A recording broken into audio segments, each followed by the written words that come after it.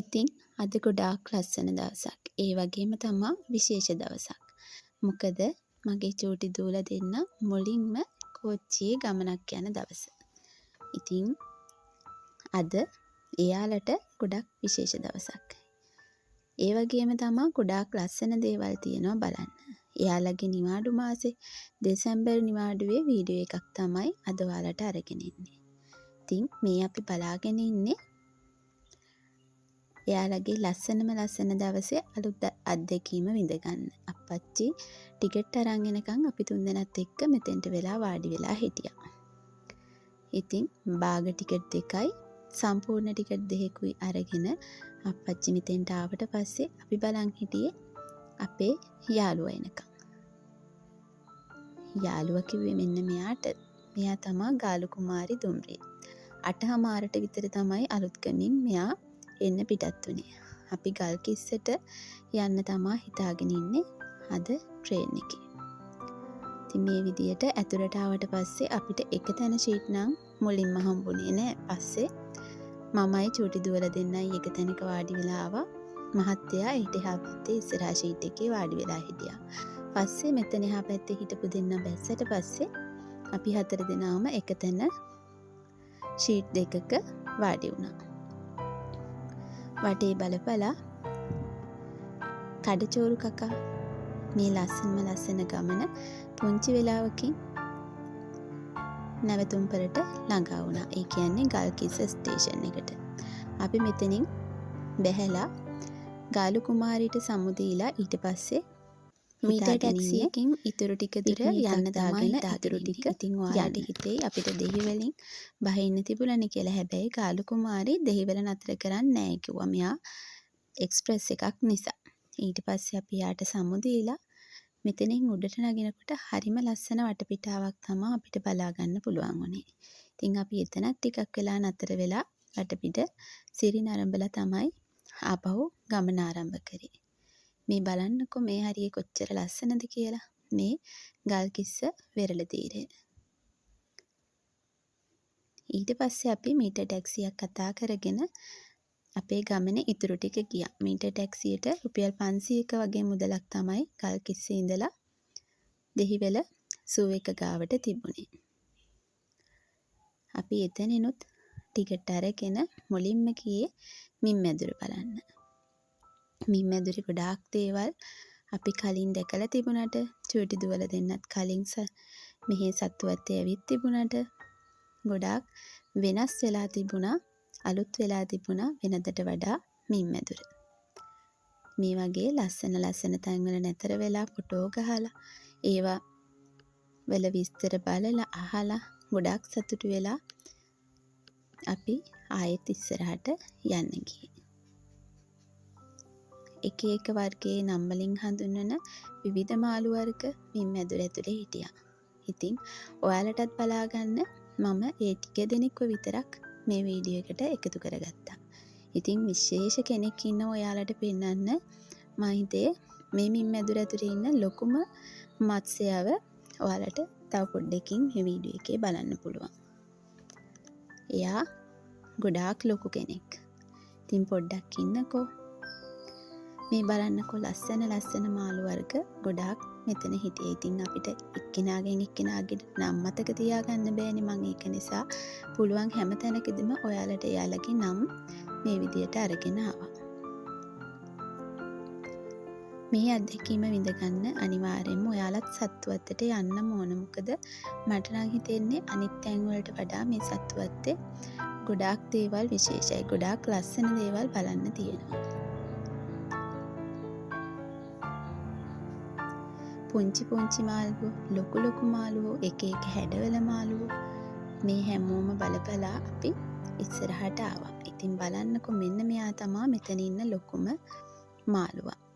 ඇරපයිමා මත්ස්‍යයා. මෙයා මීටර 5ක් විතර දිගට වැඩෙන මත්ස්‍යයෙක්ලු. ඉතින් දැනුත් මෙතන ඉන්න මේ මාළුවා මට හිතෙනවා මීටර 1.5ක් දෙකක් නම් විශාල ඇති. බලන්නකෝ මෙයා තව ටිකකින් මේ කිට්ටුවටම එනවා. එතකොට මෙයාගේ විශාලත්වය ඔයාලටත් බලා ගන්න පුළුවන්. ඉතින් ඔයාලට බලන්න තමා මම මේ විස්තර ටික මේ වීඩියෝ එකට එකතු කරේ. මේ බලන්නකෝ එයා කොච්චර ලොකුයිද කියලා. මෙතන ගොඩාක් දෙනෙක් නතර වෙලා වීඩියෝ කරනවා, ෆොටෝ ගහනවා එයත් එක්ක. ඉතින් මේ තවත් ලස්සන මාළු වර්ගයක්. ඉතින් අපි මේ ඇතුළෙනුත් මෙයාලව බලා ගොඩාක් විනෝදෙන් සතුටෙන් කාලය ගත කරා. හැම තැනකම එකකට එකක් වෙනස් අත්දැකීම් තමයි අපිට ලැබුණේ. ඉතින් මට හිතෙනවා ගොඩක් කට්ටිය එක්ක එන මේ වගේ ගමන් වලට වඩා අපි 4 දෙනා එනකොට ඒ තියෙන නිදහස සතුට වැඩි කියලා. අපිට ඕන විදියට කාලය ගත කළා ඕන විදියට නිදහසේ ඇවිදලා කරලා යන්න පුළුවන්. ඊට පස්සේ අපි ආවේ මේ මත්ස්‍යයින්ගේ කෞතුකාගාරයට.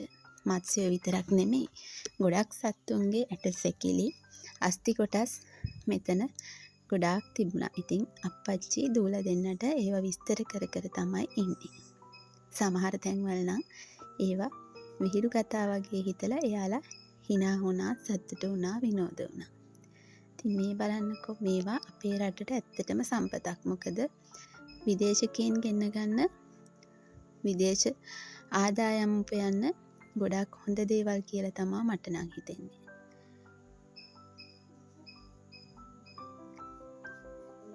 ඉතින් එතන අපි ටිකක් වෙලා ඉඳලා එතනින් එළියට ආවා. එතකොට මෙන්න මේ විදියට පැස්පරා හිටියා. එයාවත් බලලා අපි ආයෙත් ඉස්සරහට යන්න තමයි මේ හදන්නේ.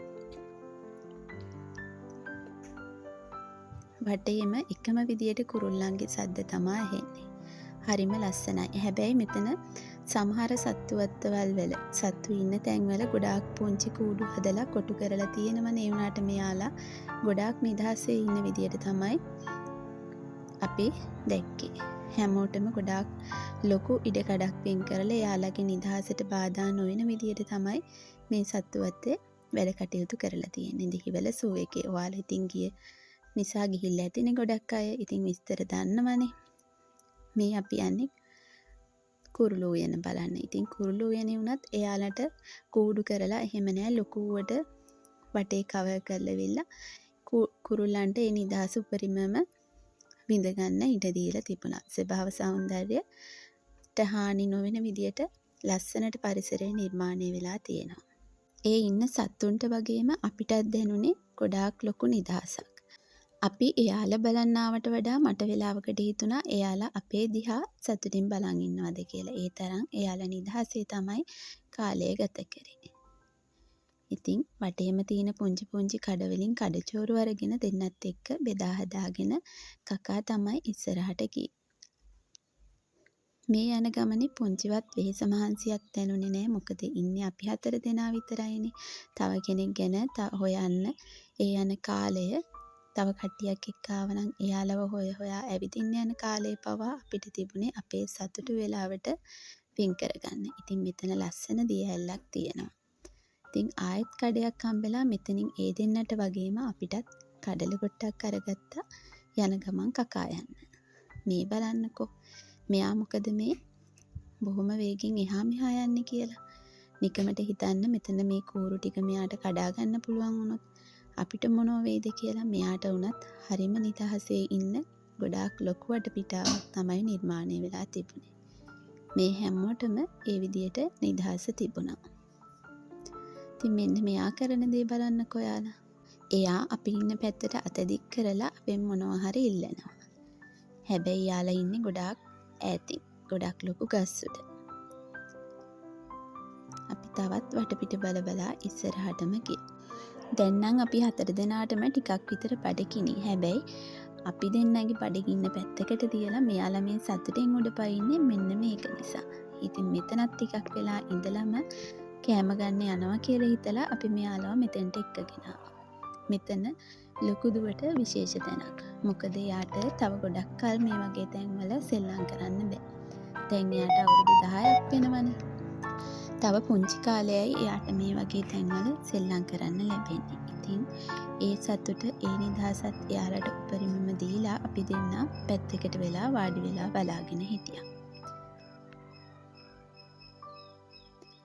ඉතින් ආයෙත් එන්නේ නැති පුංචි කාලෙට අපිටත් යන්න මේ වගේ අවස්ථාවල් ගොඩාක් වටිනවා. මොකද අපේ පුංචි කාලේ මතක් කරගන්න මෙයාලගේ පුංචි කාලෙත් එක්ක අපිට පුළුවන්. ඒ වගේම කවදා හරි දවසක මේ දේවල් දැකලා මගේ චූටි දුවලා දෙන්නට සතුටු හිතේවි කියලා මට හිතෙනවා.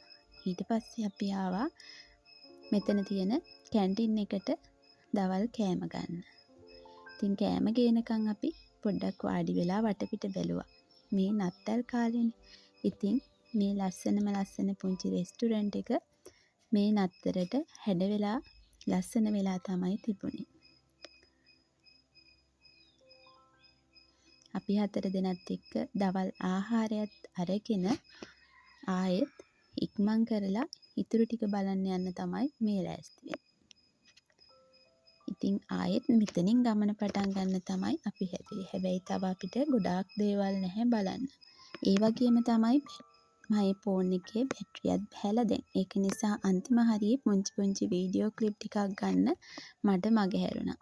සිංහයා කොටියා ඒ ඉන්න හරියට යනකොට ෆෝන් එකේ බැටරි ගොඩක්ම බහැලා තමයි තිබුණේ. ඉතින් මේ වගේ පුංචි වීඩියෝ කෑලි ටිකක් තමයි ගන්න පුළුවන් වුණේ. ඉතින් මේ බලන්නකෝ එයාලා හරිම ලස්සනයි. ඒ වගේම තමයි අපිට උනත් බය හිතෙන්නේ නැහැ මේ වගේ ඉන්නකොට. ඊට පස්සේ අපි ආයෙත් මහන්සි මගහැර ගන්න මෙතෙන්ට ඇවිල්ලා අයිස්ක්‍රීම් කෑවා. චූටි දුව කොහේ ගියත් කන්නේ මෙන්න මේ රෝස පාට ස්ට්‍රෝබෙරි අයිස්ක්‍රීම් එක. ඉතින් අප්පච්චි චූටි දුවයි ස්ට්‍රෝබෙරි අයිස්ක්‍රීම් කෑවා. මමයි ලොකු දුවයි චොකලට් අයිස් කෑවා. ඊට පස්සේ අපි ටිකක් වෙලා බලාගෙන හිටියේ හවස අලි සෙල්ලම් තියෙන අලි සංදර්ශනය බලන්න යන්න හිතාගෙන. හැබැයි මේ දවස්වල හැමතැනම ලොකුවට වහිනවා. ඉතින් අපි ඒ ආසාව වෙන දවසකට කල් දාලා ආපහු එන්න තමයි මේ සූදානම්. අද වීඩියෝ එකත් එක්ක දිගටම පුලා හිටපු මගේ යාළුවෝ හැමෝටම ගොඩාක් ස්තුතියි. ඔයාලා හැමෝටම තෙරුවන් සරණයි.